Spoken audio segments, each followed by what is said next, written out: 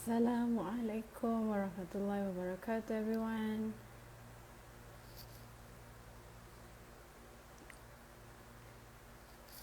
Okay.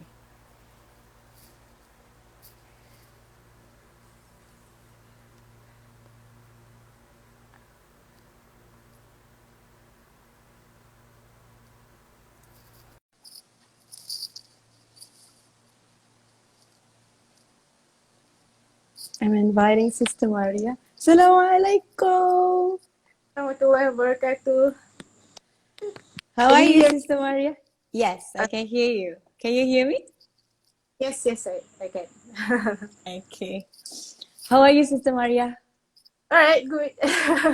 Alhamdulillah. How is Ramadan so far?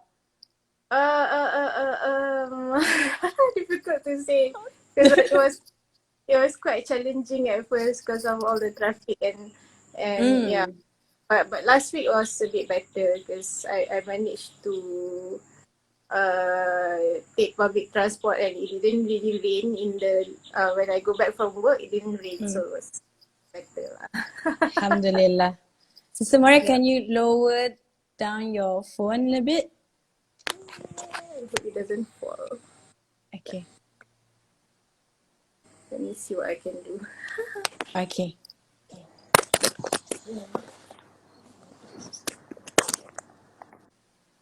It's better? Okay. Or is Better. the same? Yes, better. Better, inshallah. Okay. Okay, so inshallah it's 10 to minutes. Assalamualaikum warahmatullahi wabarakatuh, everyone, and good morning from Malaysia.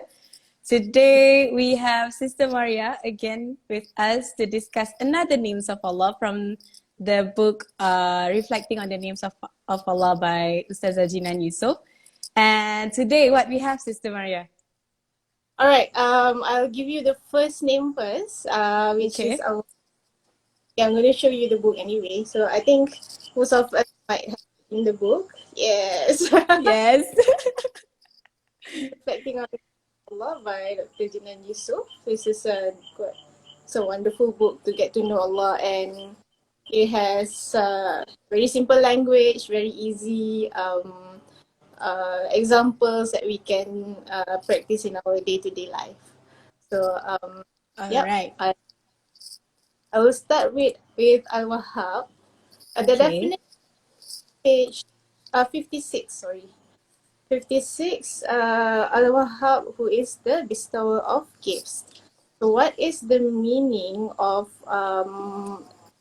Al-Wahhab? Okay. The root for this word is hibah, which means a gift. This a gift is defined as present free from recompense and interest. So Al-Wahhab is a superlative of the word hibah, and it means the one who constantly showers servants with gifts. So it's constant and it's not something that is, just once in a while. All right. And then Constant. yes, when we think about it, what is the difference between hibah and risk? So during the last session, we spoke about Al-Razak, Mm. the but now now we're talking about hibah. The difference is on page 57. Okay, what is risk? Risk is something that is ordained for us, but we have to work and strive for it. And we must work for our sustenance, knowing that it is Allah who provides. And she said, if in the course of our efforts we earn $1,000,000, that is the sustenance that Allah has ordained for us, meaning that Allah has already decided that we earn that $1,000,000, but Mm. it's we really need to work for it. So the way we work is whether halal or haram. Actually, we will get it anyway, but the halal way will shower us with barakah, and the haram way will destroy us in the end. So that's risk. So hibah, on the other hand, is simply a gift. It has no relation to striving or effort. It can come through asking Allah for specific gifts, Like example, we're asking Allah for children or for a partner, or it can be something that we never thought to ask for nor expected. For example, the talent that we're born with. I think everyone of something special that we even know or not. And the Arabic word for talent is mauhibah, which comes from the same root as hibah. And it's in English also, the other word for talent is gift, right? So yeah, so it's gift is a talent. Alright, and other examples of hibah is a kind word from a stranger, and sometimes it's the people whom Allah brought to our lives without any effort from us, like our best friends or our good colleagues or things like that. Alright, and another example of hibah is children, be it male or female, they are all gifts from Allah. When we talk about partners and children as gifts, I'm reminded of Ustazah Yasmin Mujahid's lecture back in 2017 in KL, which I think Al-Maghrib organized and we all attended.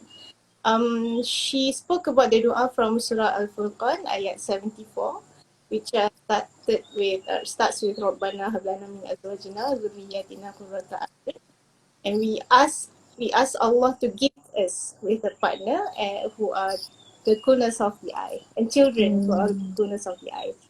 So in that dua, we ask to be gifted. This is not something that is related to our effort. We see that the definition of hibah is a gift, so it's not related to our effort.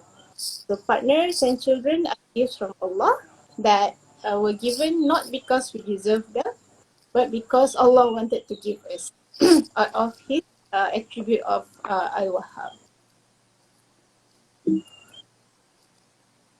Okay, she continued, therefore, those who have gifts should not look down on those who don't have gifts. So, for example, people who are married should not look down on people who are not. And people who have children also should not look down on those who do not have children. And those who do not have partners or children, then we shall not despair if we are not given the gifts yet. And Allah has chosen different people to receive different gifts. And He has His reasons, and we don't know what they are. We have no rights to speculate what the reasons are as well. And also we must remember, He could choose to take the gifts away whenever He decides the time is right. And this is all in His plans.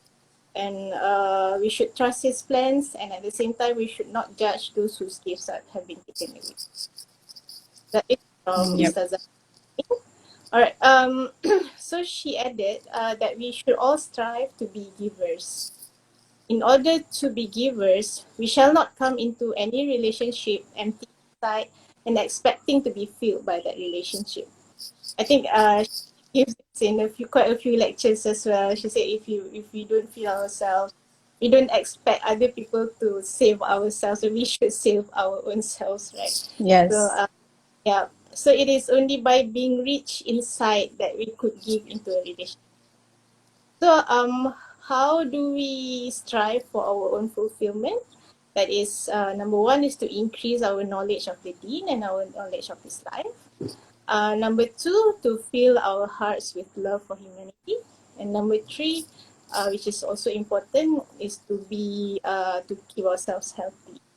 So, at the end of the day, we must only depend on Allah to help us to get knowledge, to keep ourselves healthy and stay motivated. For only He has endless strength, knowledge, and power. Right. So, I was reminded of the previous session when you asked me about the biggest provision that I ever had. Yeah, I answered my family, but when I then reading through this, I realized that this family is actually a gift, not really, by definition, it's not risk. So my my actual answer is that my biggest provision is probably my degree, from which I started working and meet so many inspiring people and learn to be empathic. and I listen to a lot of life-changing stories, and I also managed to see some dramas as well. And so, although I have to say the degree and my profession is something that I worked for, but I wouldn't have achieved those without Allah's gifts. So it's related anyways. Like my parents, my siblings, my extended family, my good friends, all the supports that I had, and the curiosity, the thirst for knowledge and listening skills. Also, after I've started working, all the good colleagues, seniors, all are gifts. And all this made it possible to achieve whatever I work for. Basically, we couldn't do it. Just like, can't really say that we work for something and Allah give us, but a lot of other things that comes to us are also gifts from Allah, and all those gifts help us to go forward and achieve what we want to achieve. Basically, even though I work for something, Allah's gifts are more bountiful and much bigger than my effort. Inshallah. Yeah, that I got from the two names. The chapter on risk is much longer than Al-Wahhab, but actually, the gifts are just endless, countless. Hey, hi Sarah. So my cousin. Oh, I think that's her.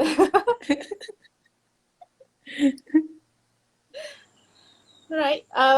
Okay. So I think that's it for Al-Wahhab. okay. Next name is something related. Something related to Al-Razak and something related to Al-Wahhab. Okay. Because basically it's related to risk and gifts and hibah. So what is it? After we have gotten all that, and we have to be thankful. Yeah. So we start with the name Al-Shakur. Al-Shakur. It's on page 72. The word used for thanks in Arabic is shukran. Linguistically, the Arabic root of this word, shin kaf ra, shukr, is used to describe something that increases and grows what is given to it. That is the Arabic root. But as usual, Allah's name Al-Shakur is the superlative of the word Shakur. So it means the appreciative. He has given us everything that we have, and he appreciates the little that we do and gives us back even more. So this is related. I mean, this really is the definition of shukr in Arabic.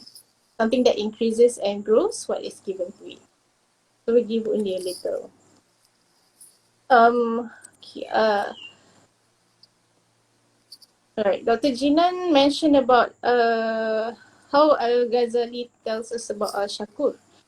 Al-Shakur rewards the few good deeds we do with many blessings. We are given limited time in this world, and we could only do so much in this world. But he rewards us with eternity and unlimited favors in paradise. Just imagine we pray on time 5 times a day, and we fast and we do hajj and we're nice to our parents. All these things are just like maybe a few minutes in the day, and maybe a few hours, but then what we get is eternity. And why is this? It's because Allah gives to his ability, his majesty, and we are giving to our ability. So our ability is just as much, but Allah, Yeah. yeah. So that's how he can give a lot to us. All right. On page 73, Dr. Jinan said that Sheikh Mahir Muqaddim, he gave different dimensions to the name Al-Shakur, right? We'll just summarize the points. We do small deeds and he appreciates and increases them. Number 2, we make mistakes and he forgives. Number 3, we give gratitude to him and he bestows us with more blessing. And number 4, even when we give meager thanks, he bestows us many blessings. And when we leave something haram or ambiguous for his sake, he will reward us by compensating with something better. That is the gist of it. And what are the manifestations of Allah's appreciation? And that is from page 73 to 76. Allah appreciates the goodwill we show to others and the help we provide by giving us what we give in a way that is befitting to His Majesty. He gives it to us in this world and in the hereafter when it truly matters. So when we relieve the grief of a believer or when we alleviate the burdens of a needy person who, for example, cannot pay his debts or conceal the fault of another Muslim, Allah will appreciate that in this world and the hereafter. So Allah will aid a servant of His as long as the servant aids his brother. Allah appreciates the deeds and forgive a person who remove a thorny branch from the road, and He also appreciates the deeds that are done for all creatures and not just humans. So whenever we give food to the cat or we give drinks to the dog or put some bones away for the dogs to eat, sometimes there are some wild dogs right around and really they are just going around not knowing. I mean, they just go to the rubbish bin and all that trying to get food. Or if we try to protect the environment, protect the elephants or the tigers, all that actually is appreciated by Allah Subhanahu Wa Taala. Inshallah. Okay. And Allah also appreciates all good deeds, no matter how small. And even giving half of a date can protect us from the fire of hell. And another thing that is important is Allah appreciates our intention to do good. So even our intention is rewarded by Allah Subhanahu Wa Taala, but only if we want to do good. But we intention to do something bad, it is not considered as doing something bad. But if we intended to do something bad and we cancelled it, then we are also appreciated by Allah Subhanahu Wa Taala. And another thing is sometimes we make an effort to do something good, but it doesn't work out, or it doesn't work the way that we want it. So for example, sometimes charity work, we wanted to collect maybe like 200,000 ringgit, maybe we can just get 100,000 ringgit or something like that. But but the effort is never lost. So Allah has taught us to put in the effort no matter what, because the effort is never lost. In the Quran, Allah said in Surah Al-Insan ayat 22 that in paradise the people will be told, "This is your reward. Your endeavors are appreciated." So endeavors means effort to attain something. So basically, in Jannah, we are told that our efforts are appreciated. So that's how we should put efforts to do good, and inshallah, He will appreciate. Right? It is not about the results, because the result is something that Allah decided.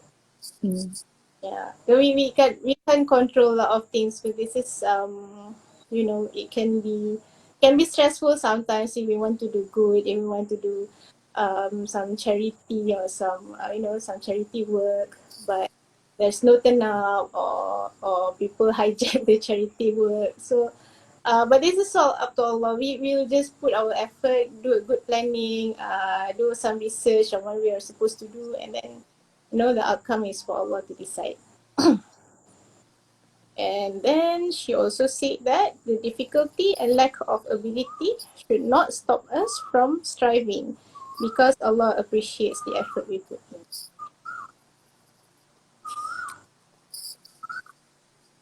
Okay, for this purpose of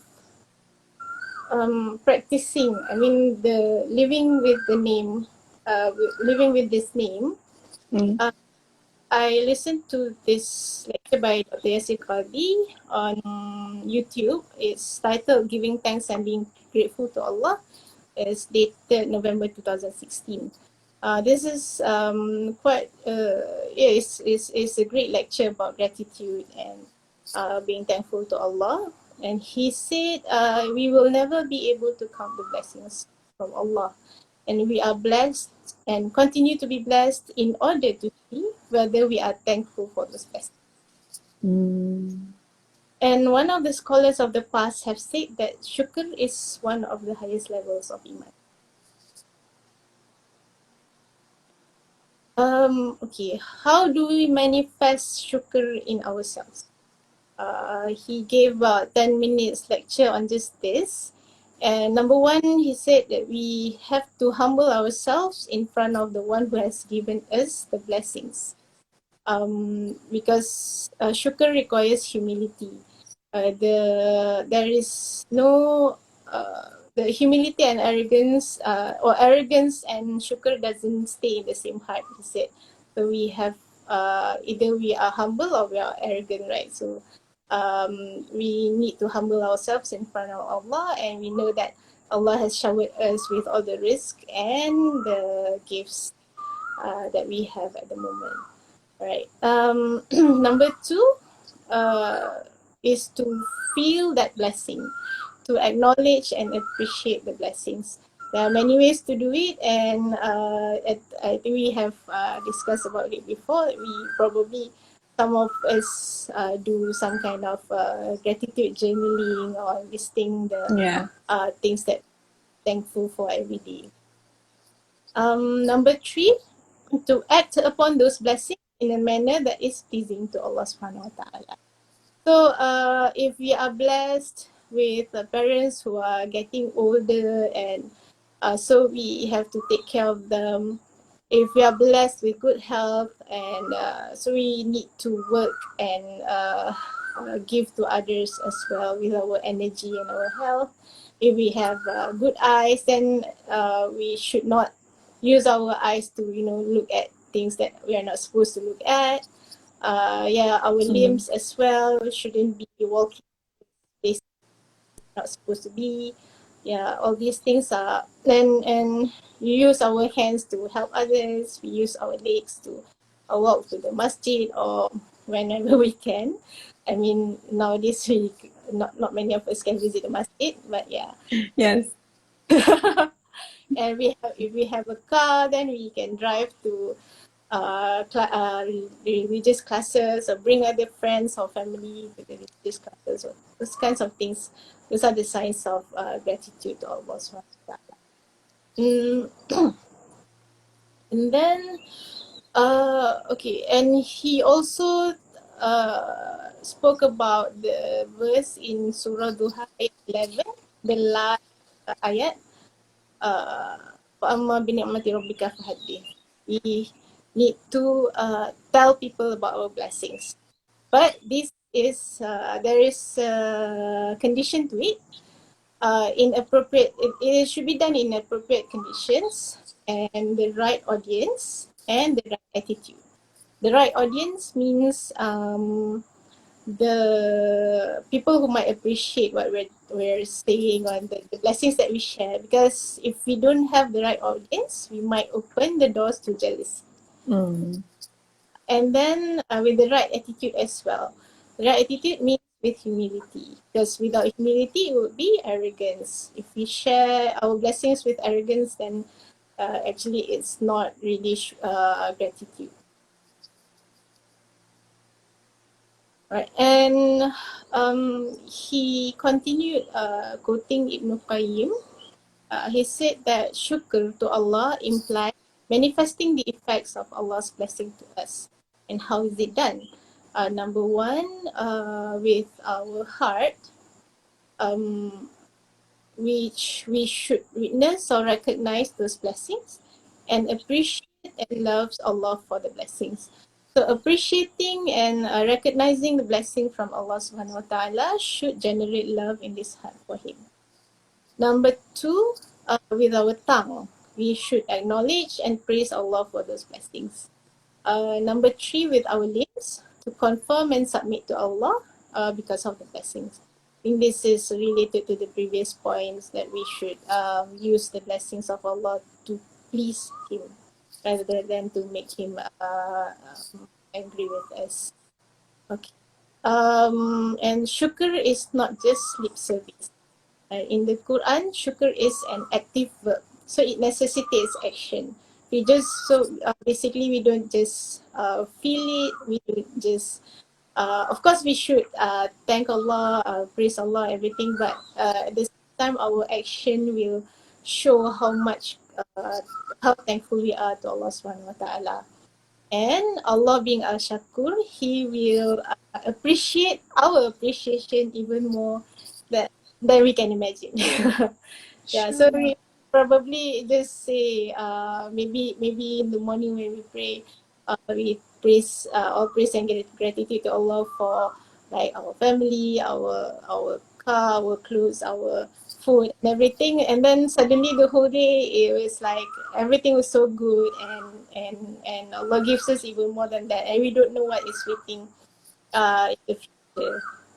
Because Allah is Al-Shakur and He gives more and more than we expected, and more than we can ever imagine. True. So yeah, I'm done with my sharing, and that was almost an hour. Okay. No. Thank you so much, Sister Maria, for the beautiful sharing. You guys, if you guys have questions to us, you guys can drop on the comment section below. But we will start with my question first, okay, Sister Maria?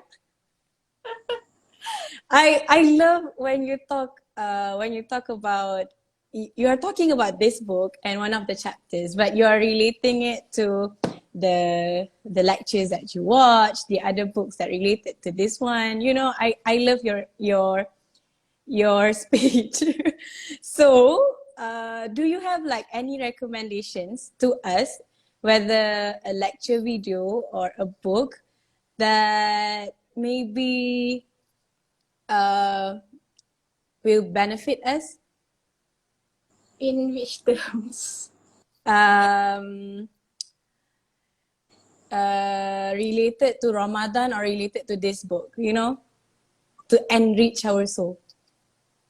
Okay. How do I begin? Sometimes because the thing is sometimes I'm reminded of the previous lectures, and like for the Sheikh Yasir Padi's lecture, actually I practically searched for it because I wanted to see more things what can add to this sharing and to this reflection. Because someone asked in the previous session that how to be grateful to Allah, and how to be more grateful. So I thought that I didn't really answer satisfactory. I just wasn't like entirely 100% happy. Although but it was okay, but I think that is more than that our scholars could give. So that's the message for the lectures. But if you want to ask me book suggestions, I have two with me right now that is, I think, very beneficial and should be read again and again. Okay. Yeah. Okay. Okay, I read this book first. It's a bit difficult to read the title. 40 Hadith on Good Moral Values by Captain Yahya M.A. Ondigo. I've never heard of him before actually. But I found this book during one of, I think, Ustazah Yasmin's lectures as well. There was booths outside, right? And Dakwah Corner books. I think it was the one near the Bank Rakyat Bangsa station. I can't remember. Yes, yes. Yes, so I think I bought it there because I saw this book. Like, okay, what is this? So it was really amazing that it listed. It's really heartwarming because it listed all the things that Allah will appreciate as doing. Like for example, honesty, kindness, gentleness, peacefulness, moderation, even cheerfulness. So justice and yeah, generosity, giving gifts. So all these are actually the ways that we can improve our akhlaq and improve our relationship to other people as well. Because personally, I'm an introvert, and Same. and I'm sort of alone. So I not alone. I have siblings and all that, but I'm like separated from a lot of people. So to be honest, I'm very not very well versed with people connection. Even though now I'm working with a lot of people, but for everyone. I think anyone who's going to be a parent or who wants to be a teacher, a doctor, or lawyer, or anything actually, this is a very very good book. It has good moral values and it tell you why. And a lot of it says 40 hadiths, but of course after the elaboration of that hadith, there will be other hadiths inside, and there will be other Quranic verses as well. So you see my tabs all. MashaAllah. Yes, so it's very good book. I think I'm planning to revise on it soon because it's really good. Another related book that was quoted in that book, because from the same author as well, is 40 Hadiths on Poisonous Social Habits. Okay. So because the good moral values mentioned about the poisonous social habits, so I bought this one as well. So I just found it in Kinokuniya about end of last year. This is also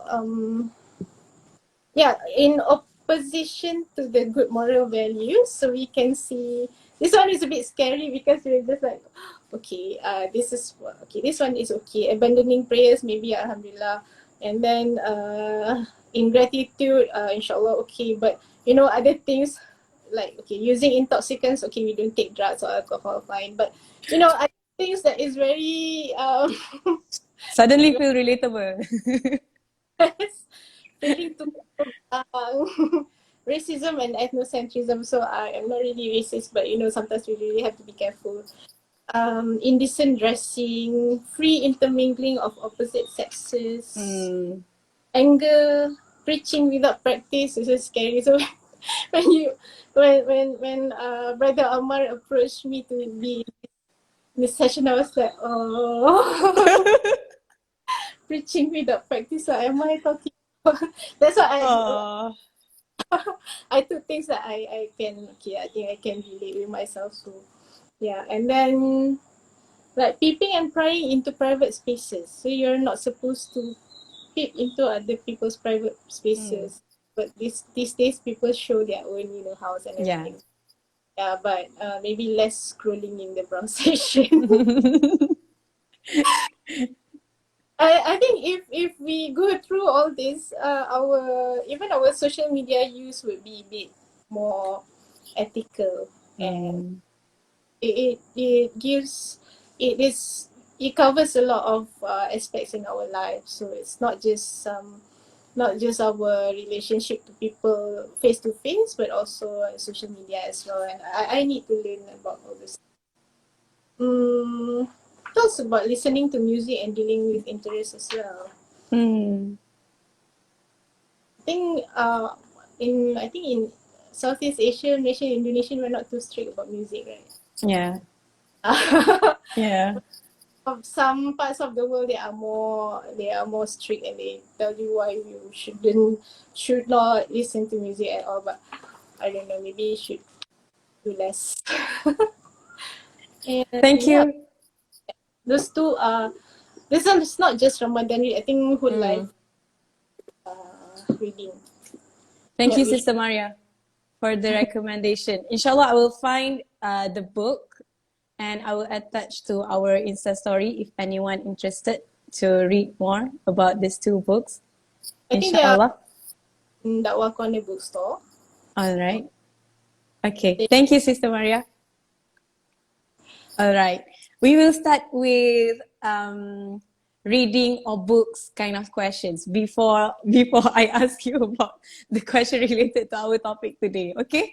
Because these are the questions that I want to ask you from the first session. But our first session was really, I don't know, very beautiful that everyone participated and asked lots of questions. So I Yeah, think today is my day. expected. Okay, my next question about reading is what reading to you? What is reading to you? Because when I see your Instagram, I can see a lot of books from different genres. I can see you read fictions, you read lots of non-fictions as well. So what is reading to you actually? Well, it's a lot of things because yeah, as you say, I read a lot of genres. But basically that's why, because it's entertainment, it's escape, it's curiosities, knowledge. Yeah, and you know, a relaxation, some kind of therapy as well. So it's reading is a lot of things, and I just yeah, I just learned from this. I just listened to it yesterday. Sheikh Yasir's lecture on Surah Yasin. Okay. he uh he was reprimanding a brother for not no he was reprimanding the brothers for not writing down what he's telling. Okay. Knowledge is written down. Basically, it makes sense that reading is one of the most important thing to do in this life. Although yeah, it doesn't mean that I have to say it doesn't mean that someone who doesn't read is not knowledgeable, because people uh, learn about things in many ways, and different people have different kind of contributions to life. Because for example, like farmers or even carpenters, because Yeah. especially they are very especially in the old days, the ones you know, we get a lot of words of wisdom from them. We get a lot of reflections from them about life. It's because that one is not really because they were reading, but they were reflective to what they are doing and how fragile is agriculture or farming. You know, a bit of extra rain, then everything is damaged. Extra hot and everything is damaged and everything. So that is part of learning as well. But reading is definitely something that will bring us even further than just that. Because I would say, yeah, it's there's a lot of effort that is taken in order to publish even one book. A lot of knowledge, like for example these books, right? You can see the bibliography. Sometimes, you know, uh, a lot of a lot of books are referred to um to to write a book, like for example there's 2 or 3 pages or more than that. Yeah, 3 pages of bibliography for just this one book. And Inshallah. yeah, and so everything is in it is an effort from someone else and could push us forward in our lives as well. There's the most important thing is for knowledge, but because it's a lot of other things as well. But even if we read fictions or biographies or something. There's something to learn from each story and each lifestyle. True. Like if we read biography, because recently I listened to Trevor Noah's Born a Crime. It's his biography from his childhood until almost recently. So we learn about appetite. We learn about um, we learn about South Africa and the culture and the language, and it makes us more fulfilled as well. We learn about the difficulties of other people's lives, and then fictions as well. Like I like to read mystery books, and mystery books Mm. in it as well, because they will but you have to check whether it's correct or not. Most of the older fictions, I think they are quite accurate with their information. Mm. So, and there's not much of um, inappropriate contents in mystery books usually, Yes. especially the older ones. Yeah, and yeah, it's a way to travel as well, because we can see different places that maybe we will never visit in our whole lives sometimes, or maybe we can see a place that we might want to visit one day.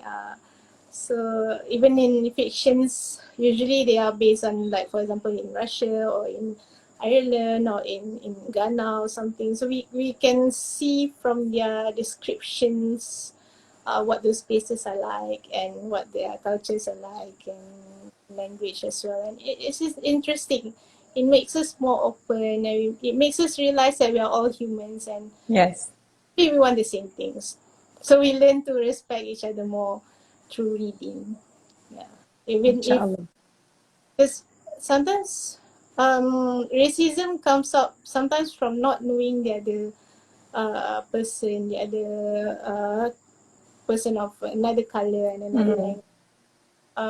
Some people, they become better. I mean, from racist to open, because they finally meet the people of another race and they become friends, and they realize that actually their previous thoughts were wrong. So with reading, we can expose ourselves to a lot of other humans that is not in our surrounding.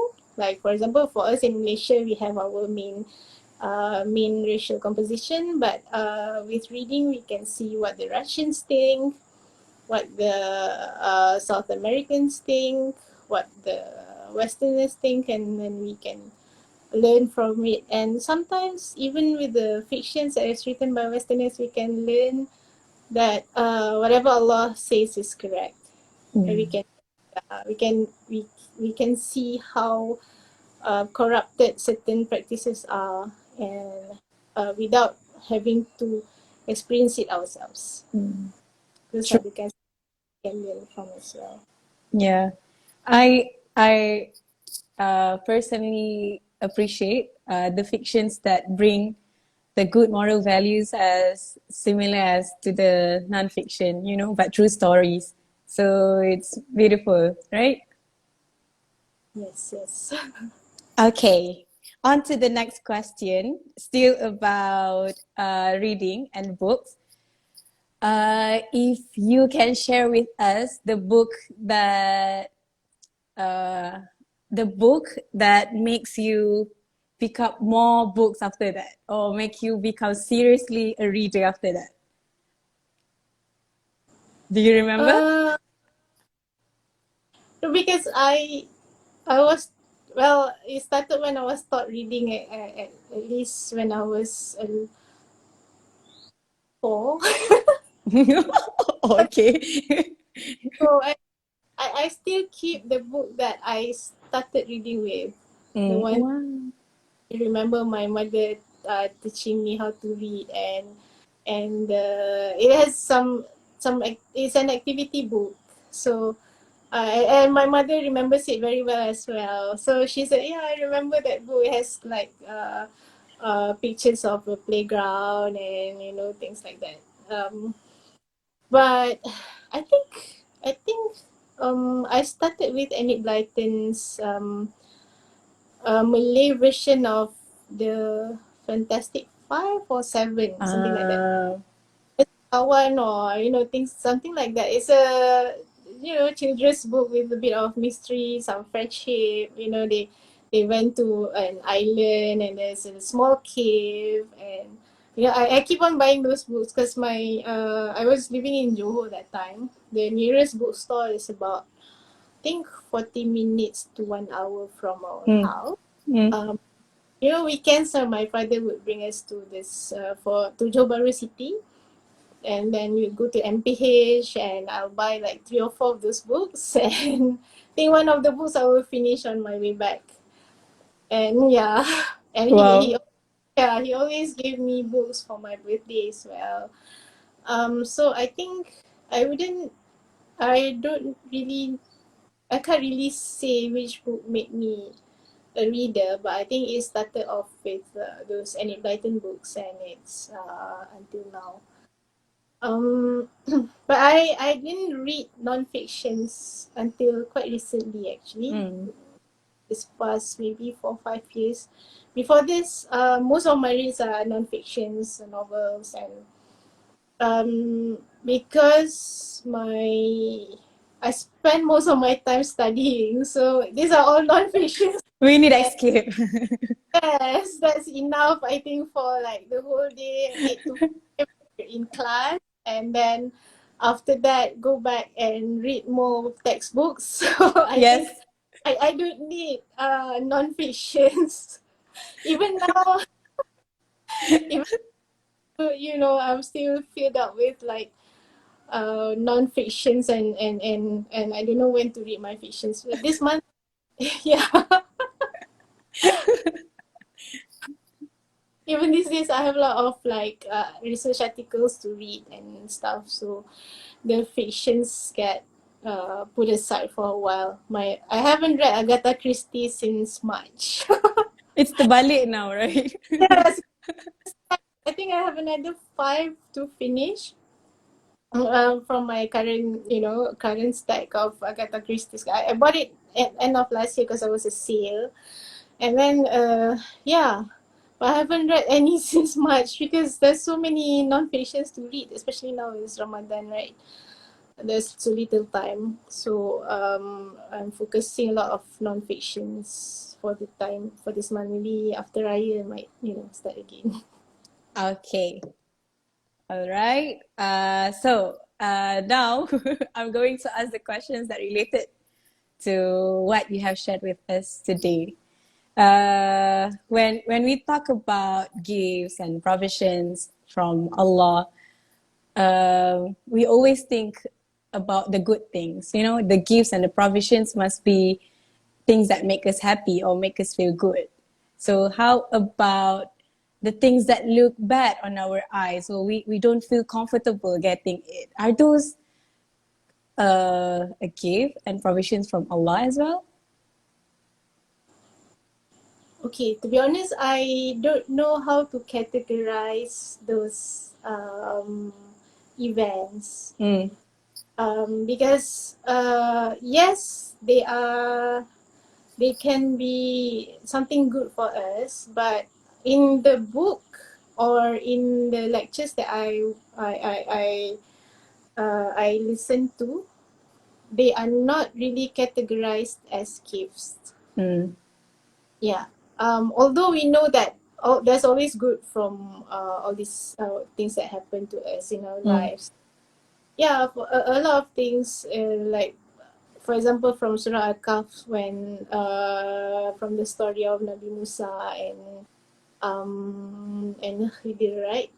When they went to um, they went to ride on this the poor fisherman's boat, Mm. and he made a hole into the boat, and then Prophet Musa was angry. I was wondering why did he break the fisherman's boat, and he's already poor, and they gave us a lift, Mm. to but I don't I have not came across people saying those kinds of events a gift, but we always know that there's something good that will happen after that. Like for that fisherman, the fisherman, um, there was a king that was trying to raid all the boats because he wanted to build an army from the ships. What is it called? I'm not sure. I can't remember. But yeah, but theirs is the only boat that survived the raid. So they repaired the boat and they became the only fishermen in that area. So just imagine how much they can sell and how much they can get after the boat has been broken by hidden. So yeah, so I to be honest, I don't know. I haven't found that uh it was really categorized as a gift or risk, but we know that good things happen. Good things wait for after all this bad things has happened to us. Okay. Thank you, Sister Maria, for that. Okay. I have another one last question, inshallah. You mentioned about we should strive to be a giver and then we should save our own self. You know, it's only you who can save your own self. Is it the same as save our own self and put ourselves first? Is it the Uh, two same thing? mm, what does putting ourselves first mean? Prioritize ourselves because the idea of uh, it's only ourselves who can save us, right? So we should not rely on other people. So does it related to prioritize ourselves first in any condition, or is it different? mm, okay, my personal opinion is it's not really related. But at the same time, we as Muslims we don't only worship Allah in the sense that we do all our specific acts of worship, Yeah, like pray and night prayers and yeah. zikr and all that, because our life is related to other people, and what we do to others is also acts of worship, and it can be bigger than the ones that we do alone with Allah. Like for example, we have parents and some of us have children and we have siblings, family, and friends, and the people we work with at work and our fellow students in school, in college. These are the people who have rights upon us as well. And of course we have rights upon them as well, because it's mutual, and Allah is adil with everyone. Of course we need some time to fulfill ourselves. We do need some time on our own. Like for example, if we want to increase our knowledge, we have to go to classes, we have to go to lectures, and we have to listen to lectures. That we need time, so we have to prioritize as well. Mm, Okay, for parents, as for friends, and this is time for myself to learn. And sometimes we just need some time alone to reflect, and we have to make time, but it doesn't mean that we prioritize ourselves all the time.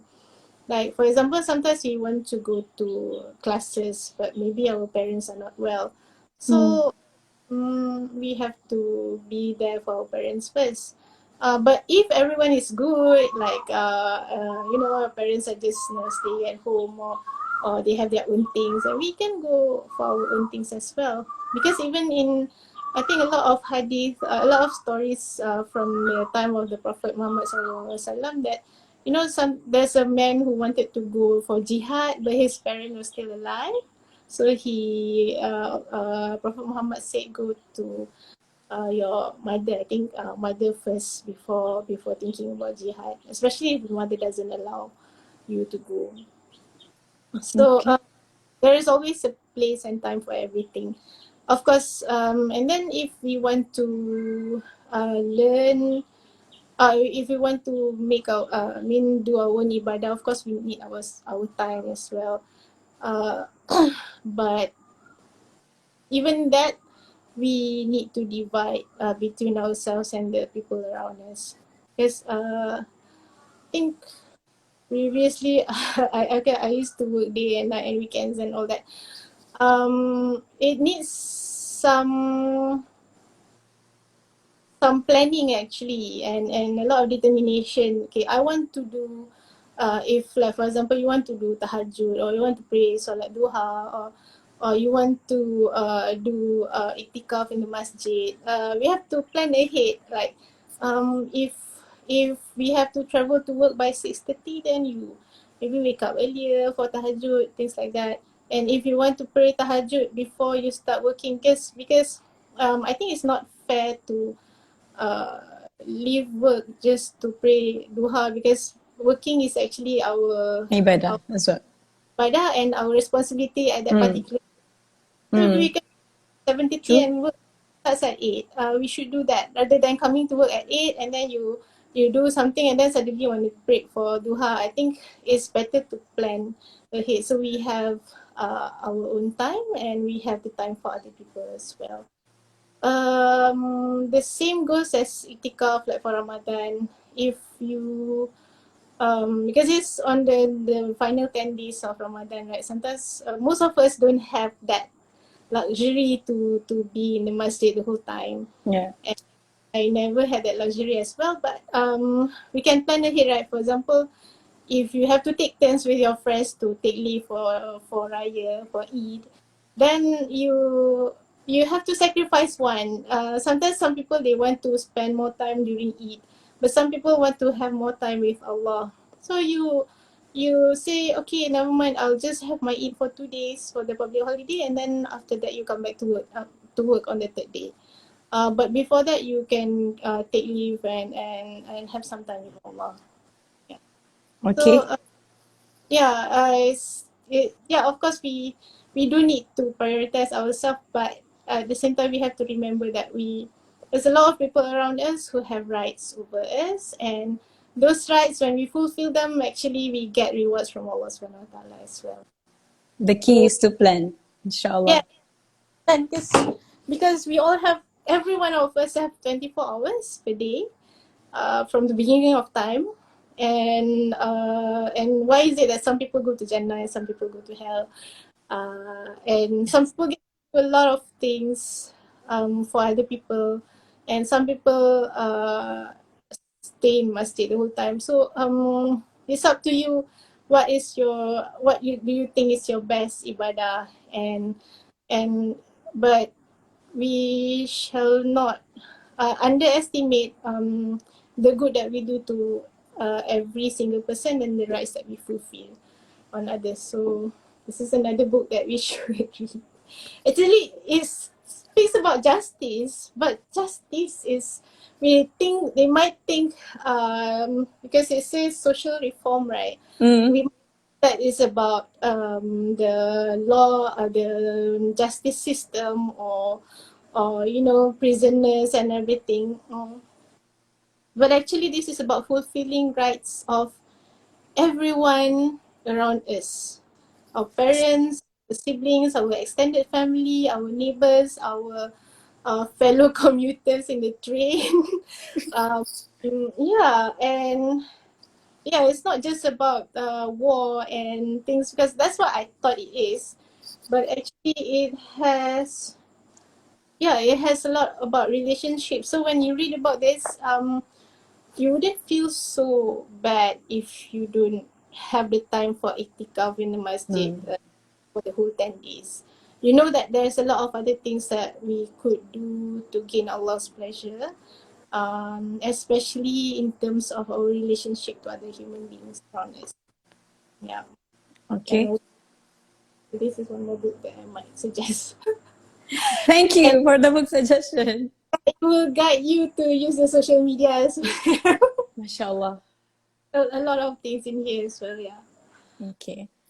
Sister Maria, the the answer that you gave us, it leads me to another question. Okay. One last question, inshallah. Inshallah. Uh, yeah, we talk about you talk about we should strive to be a giver, but sometimes some of us might feel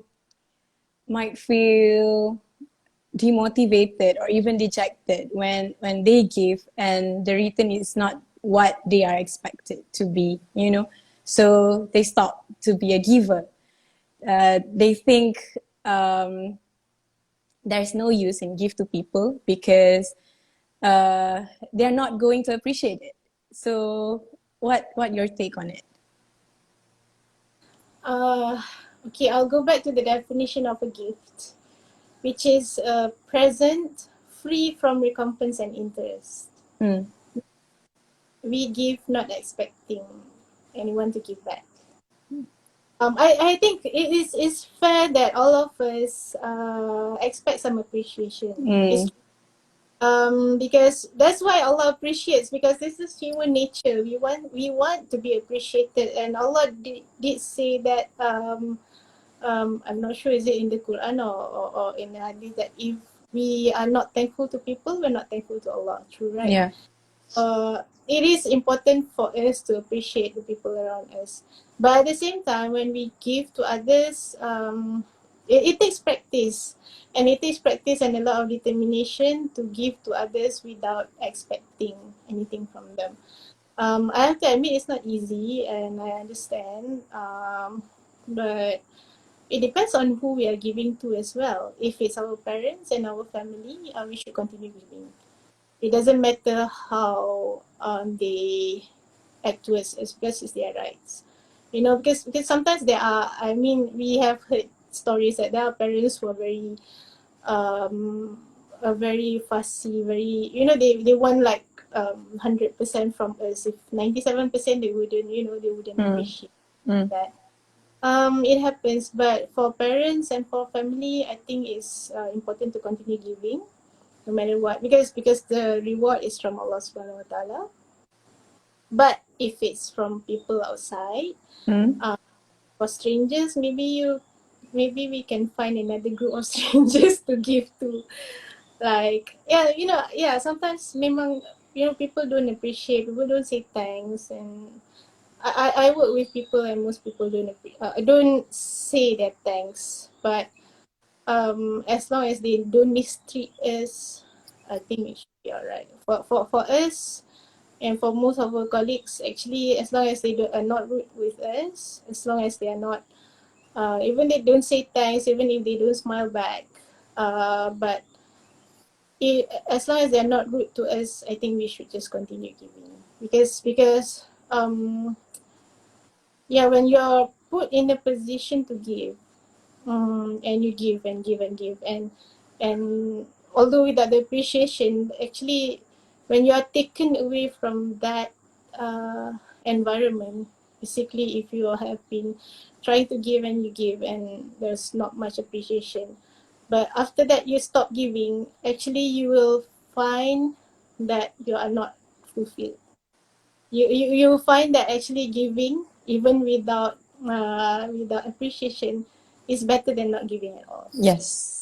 Yeah, that is one of the lessons I learned recently, that yeah, if we give, because sometimes we give to people who couldn't say thanks, or couldn't appreciate us in any way. So but if we go away from that kind of situation, you really feel the difference in your life actually.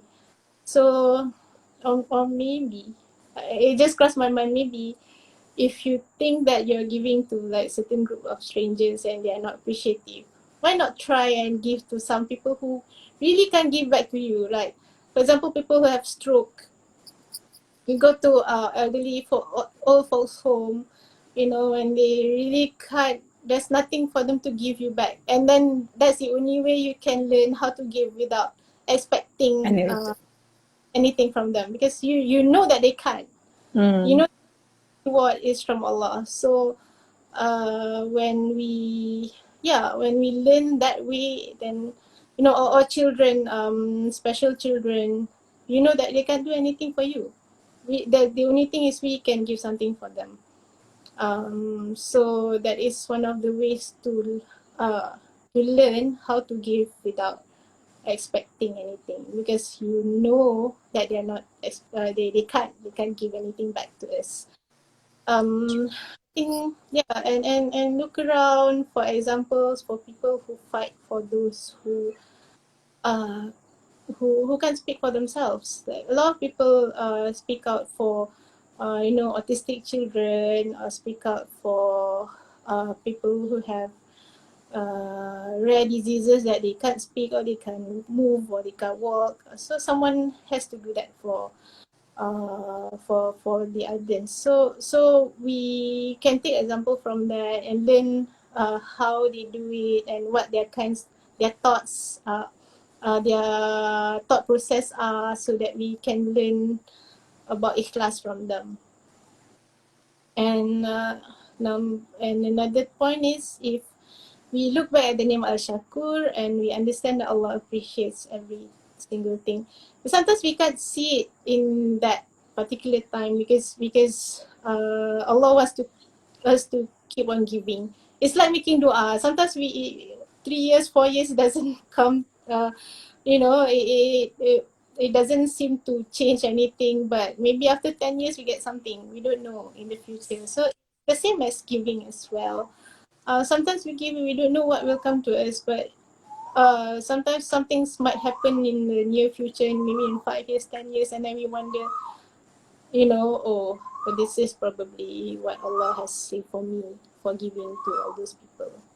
There's a lot of Inshallah. there's a lot of ways to encourage ourselves to be ikhlas, and I'm also still learning. So these are those things that I have,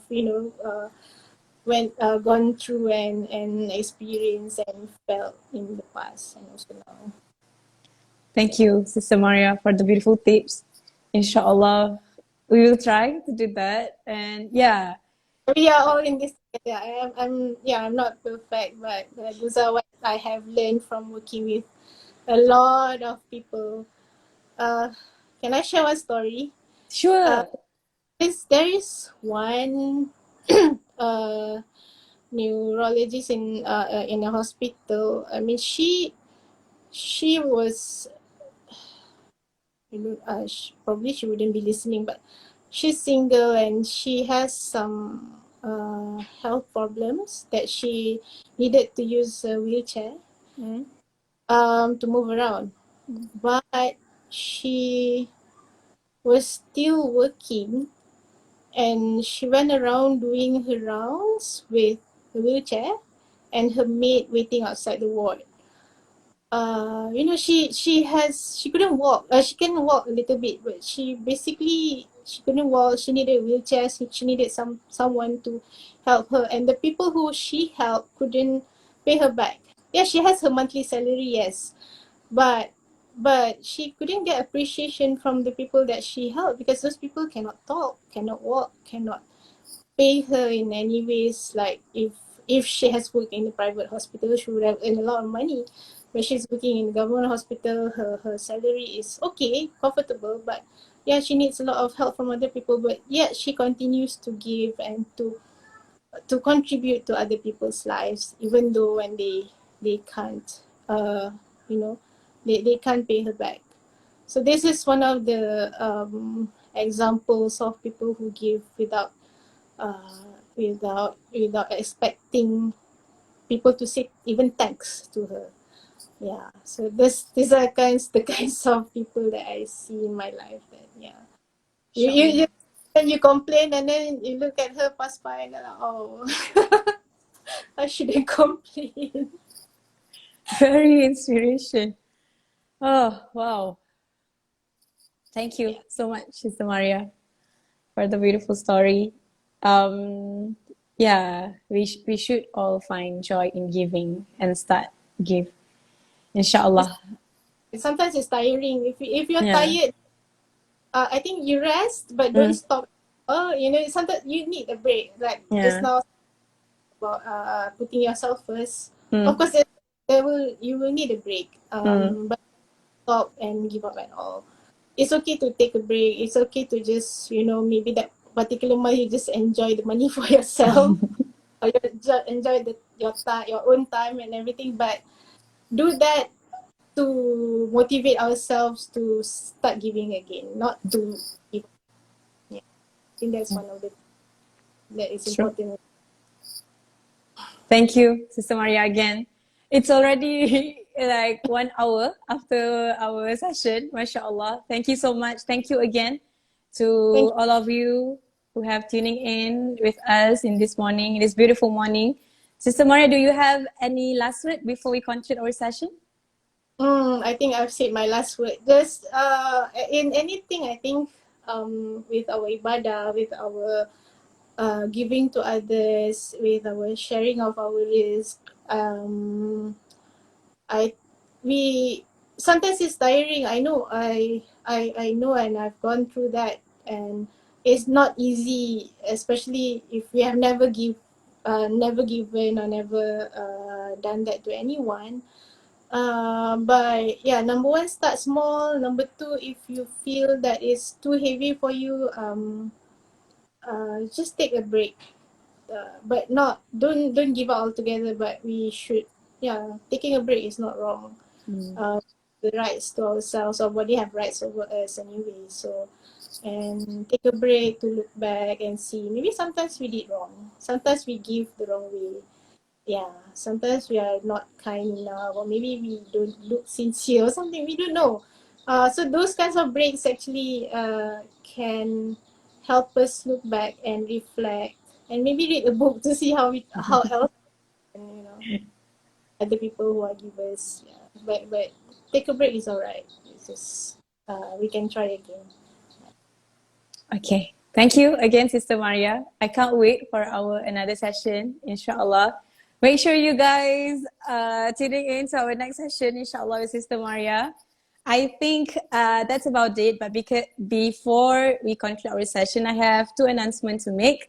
Number one, we are currently having a promotion on our website, www.tertib.press. You can get all of our books with discounts. And number two, we opening up a booth at Publica from 19th of April until 9th of May.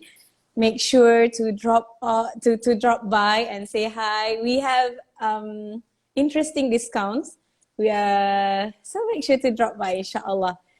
I I have a question. think yes. What time do you close for buka for iftar? We are.